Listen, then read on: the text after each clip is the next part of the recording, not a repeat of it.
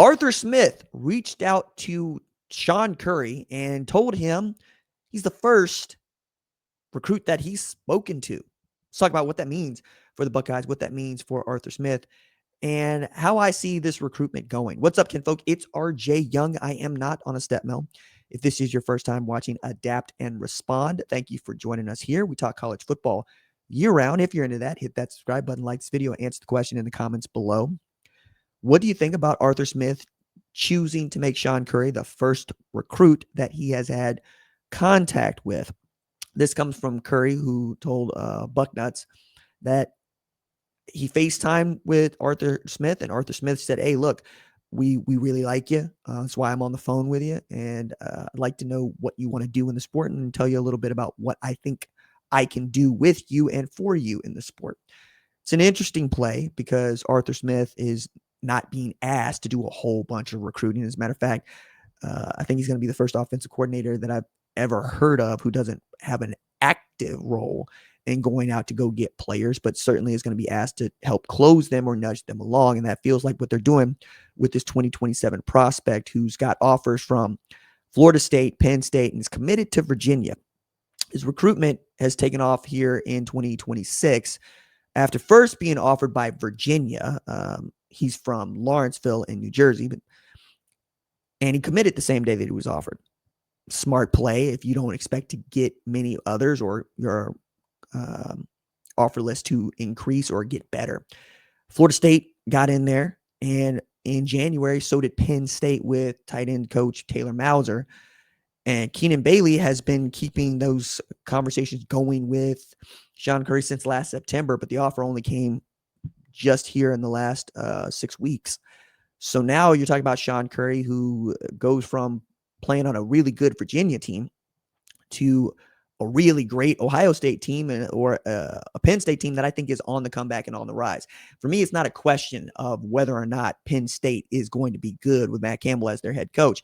It's a question of how soon will they be good?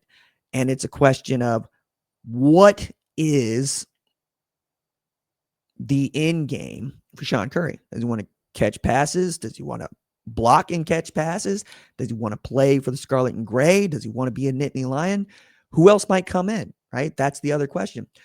As it seems, Arthur Smith told him, look, I see you playing a lot of tight end for us in 12 personnel packages, 2 tight ends, 1 tailback, where you become that 6th or 7th offensive lineman, helping create these holes and lanes for running backs.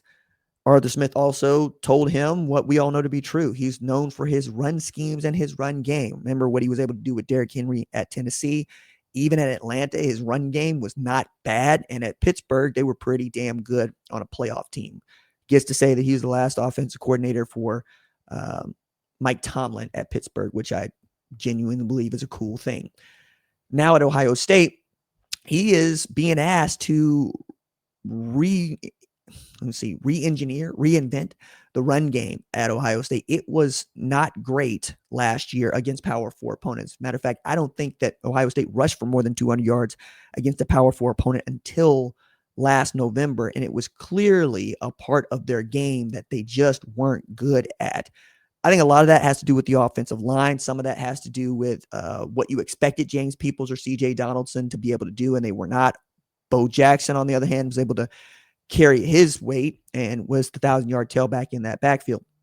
I expect and assume that he will be the guy that gets those opportunities to run the football most in 2026. But what does recruiting a guy like Sean Currie tell you could happen for the Buckeyes? Well, it tells you that they are not giving up on their run game, that they love a big body, and that they see perhaps an under-recruited rising star at his position. Now, at 6'7", 230, I think it's conceivable to believe that he's going to put on another 20, even 30 pounds by the time he would be playing football or in earnest at a place like Ohio State.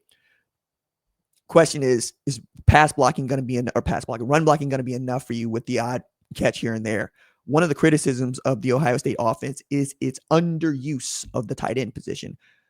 Max Clare comes in as one of the best tight ends available in the transfer portal, if not the best tight end available in the transfer portal last year.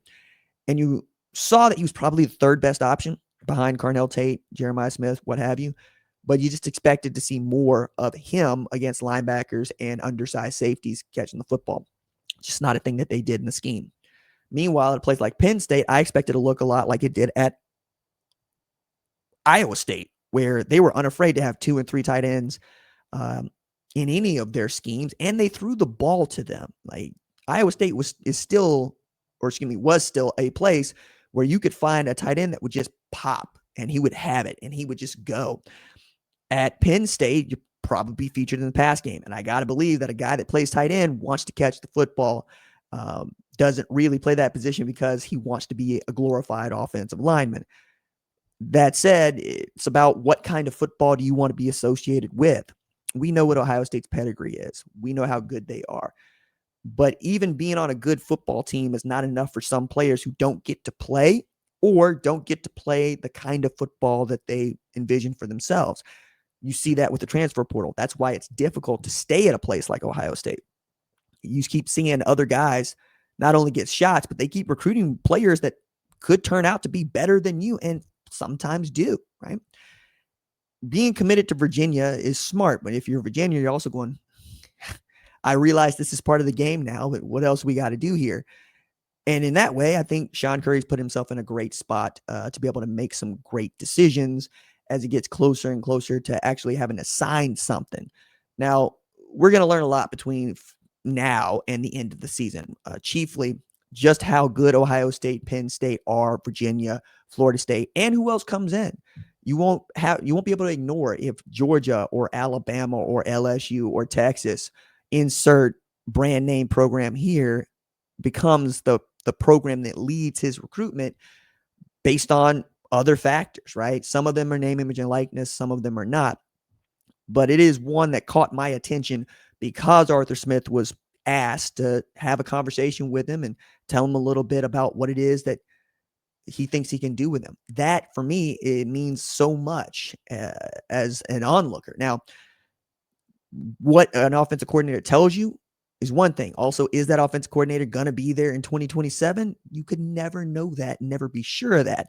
But as it stands right now, it's a really great look for Sean Currie and not a bad look for Arthur Smith and the Buckeyes if they're looking to close.